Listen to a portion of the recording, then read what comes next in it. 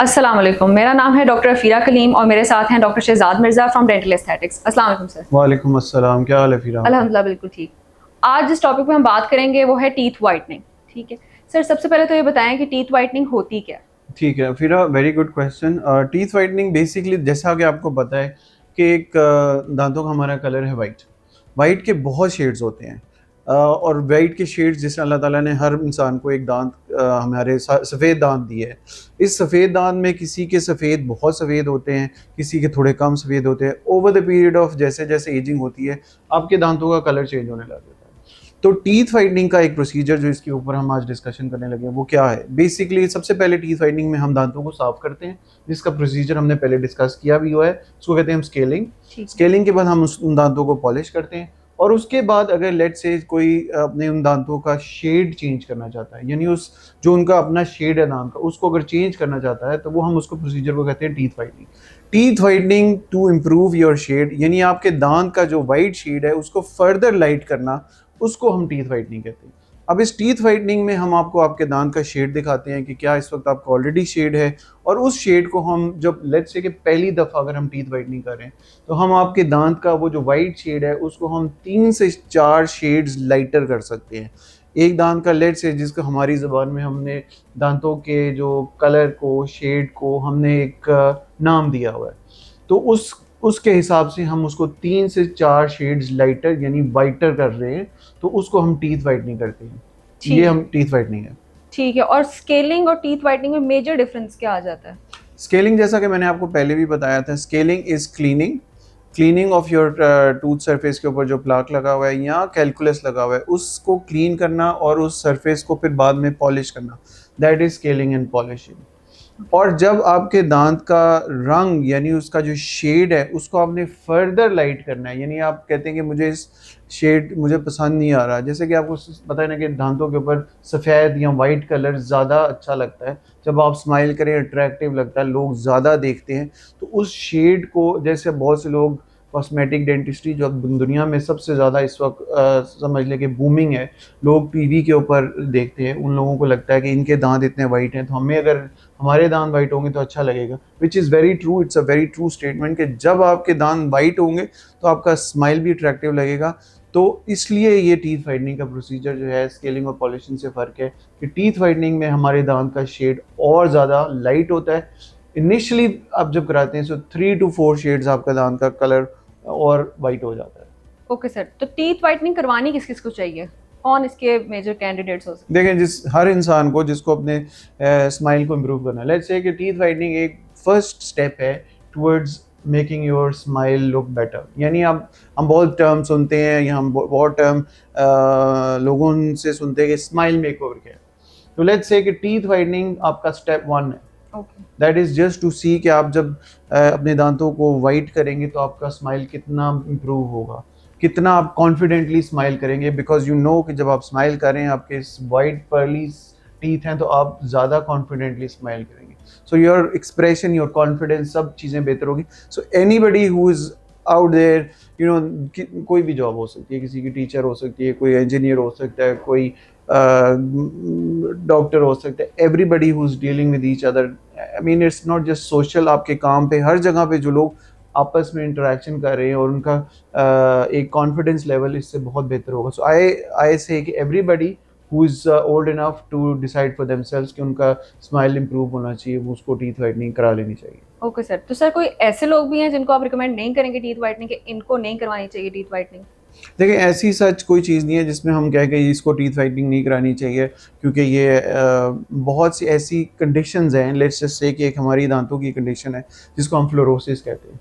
Fluorosis जो है वो एक कंडीशन है जैसे कि कोई खारा पानी आप समझ लें, या ऐसी जगह पे जहाँ आप रहते रहे हैं बचपन में। मैं बात कर रहा हूँ जब बच्चे पैदा होते हैं और जब उनके दांत उस वक्त बन रहे होते हैं, परमानेंट टीथ बन रहे होते हैं, तो आपके जो पानी के अंदर है बहुत सी नमकियात होती हैं, फ्लोराइड होता है। तो वो फ्लोराइड जो है ना, जैसे जैसे आपका पानी का इंटेक होता है तो वो आपके दांतों की ग्रोथ के अंदर वो मिल जाता है।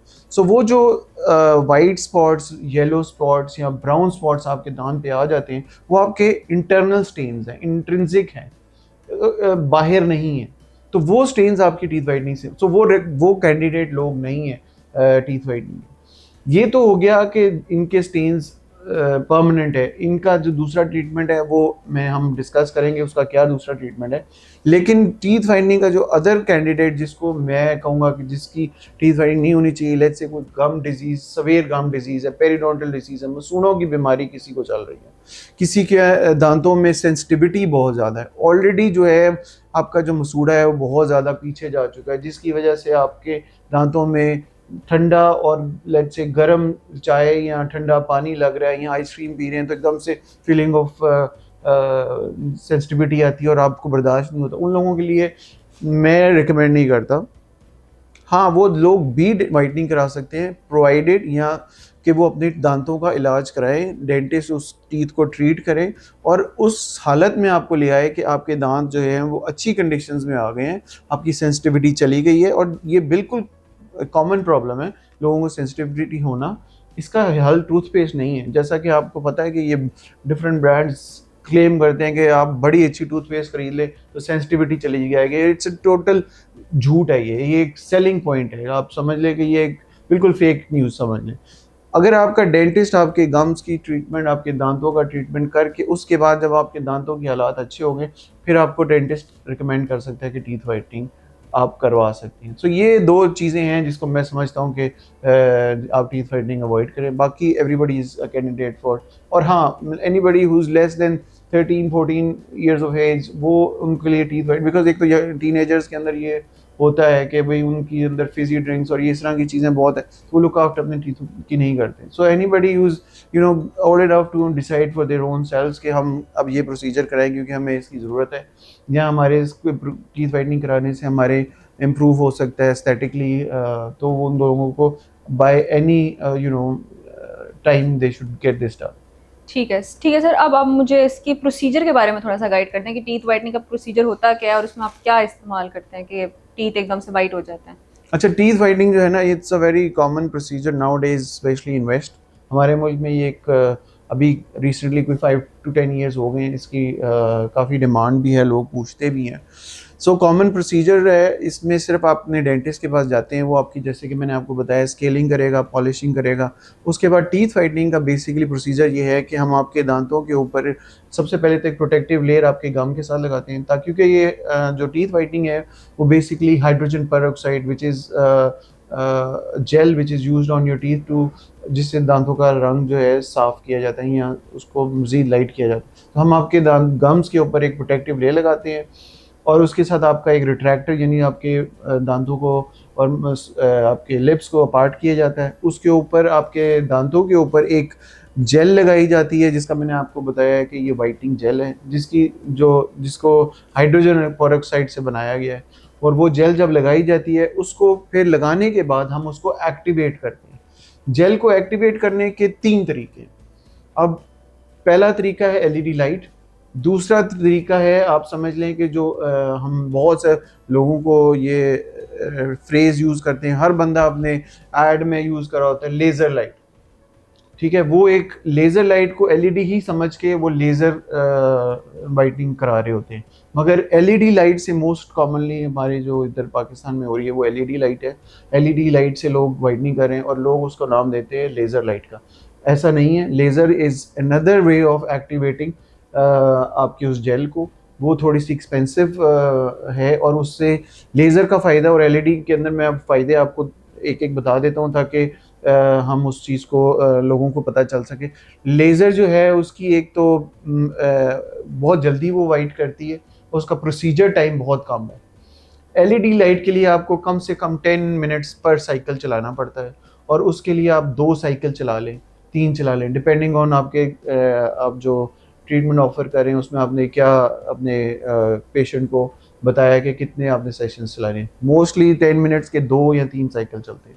लेज़र के साथ आप 3 मिनट में या 5 मिनट के अंदर आप टोटल प्रोसीजर कर लेते हैं और उसमें आप 4 से 5 दफ़ा डिफरेंट सेगमेंट्स पे रख के, वो हम आपको दिखाएंगे भी कि लेज़र कौन सी चीज़ है और एलईडी लाइट क्या है। अच्छा, जो थर्ड वे ऑफ वाइटनिंग है वो है आपका जूम वाइटनिंग। बहुत मशहूर है, लोग इसको हमारे पास आके कहते हैं हमें जूम वाइटनिंग है। बेसिकली वो एक लैंप है, उसकी जो उसको हम हैलोजन लाइट कहते हैं। और वो हैलोजन लाइट मेरी बेसिकली रिसर्च भी किंग्स कॉलेज लंदन से, जो मेरा थीसिस था या मेरा जो थीसिस इसी के ऊपर था कि लेज़र वर्सेस क्या चीज़ अच्छी है, लेज़र अच्छी है या हैलोजन लैंप अच्छा है। तो definitely halogen lamp has a better results. और यही 3 चीज़ें हैं जिससे आप टीथ वाइटनिंग करते हैं, एलईडी, लेज़र हो गया और ये तीसरा हैलोजन लैंप। Okay sir.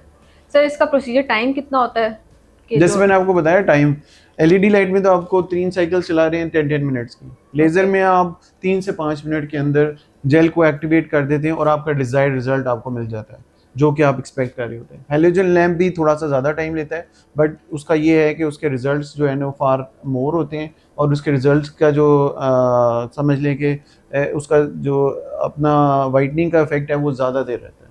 सो यही 3 ड्यूरेशन है, पीरियड है ऑफ ट्रीटमेंट टाइम।